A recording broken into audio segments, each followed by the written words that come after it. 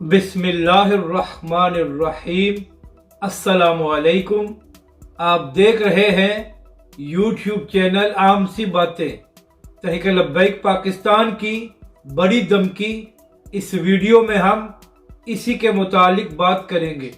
नाजरीन कराम, आज अंदरून सिंध के मुख्तलिफ अजला में बल्दियाती इंतखाबात हुए, जहां पर हमेशा की तरह खुलकर धांधली की गई है और इसके बाद तहरीक लब्बैक के कारकुनों और यहाँ तक कि TLP के कुछ उम्मीदवारों को भी गिरफ्तार किया गया है, जिस पर तहरीक लब्बैक सिंध के अमीर गुलाम गौस बगदादी साहब ने हुकूमत सिंध और पुलिस से ये मुतालबा किया है कि तहरीक लब्बैक के कारकुनों को फौरन रिहा किया जाए, और अगर ऐसा न किया गया तो फिर तहरीक लब्बैक पाकिस्तान अपने सख्त रद्द-ए-अमल का इजहार करेगी।